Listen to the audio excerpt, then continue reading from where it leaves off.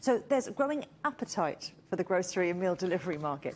Kate Hardcastle is a retail expert and founder of Insight with Passion. She joins us now. Good to see you. Thanks for coming on the programme. Look, there's been a lot of buzz around online food delivery platforms, especially through lockdowns, yet it's still a tiny market. What more do you expect?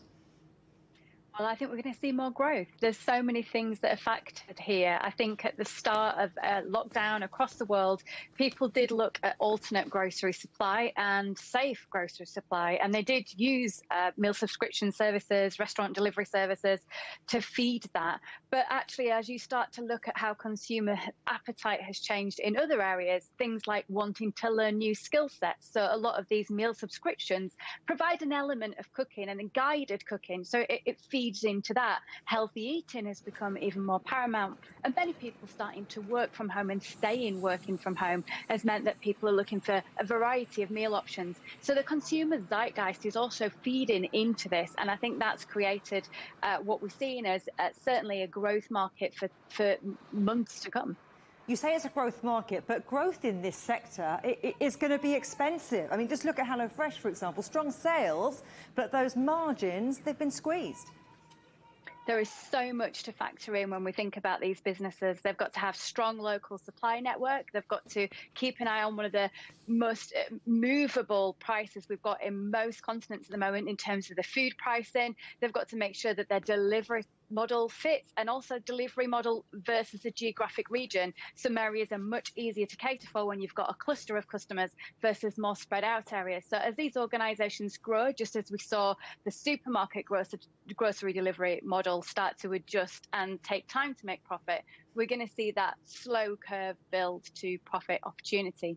You talk about all those challenges. I mean, that's probably one of the reasons why the Ocado boss says that this is just a fad. Do you agree, or do you think that this rapid delivery model is going to be a serious contender for grocery market share?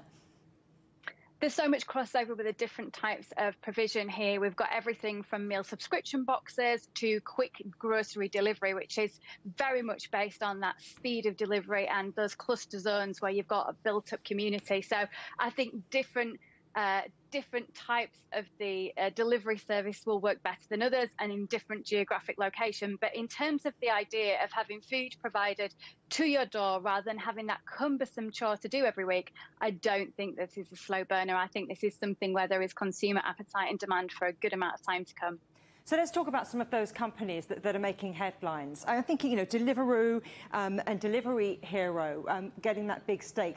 The Delivery Hero CEO said there's no scenario where buying that stake was going to be a bad investment, although neither company has made a profit. So talk me through the sense in that.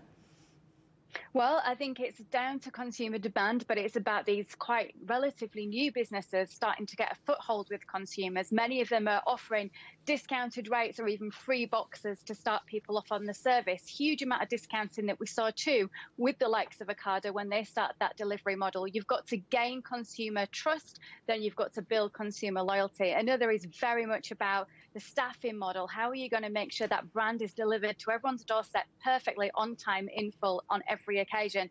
Very complex, needs a huge amount of investment. So I think they're seeing this as a long-term piece, but I think consumer appetite will continue to be there for two reasons, really.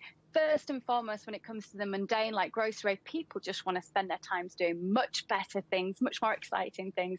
And secondly, I think that it's that convenience that allows you to buy more frequently and make sure that you stay on top of the waste. Ecological and environmental is a factor here when it comes to consumers. They're going to be weighing up, how do you make sure that you're dealing with organisations that are doing the right thing by their staff, by their stakeholders, and also when it comes to ethical and environmental.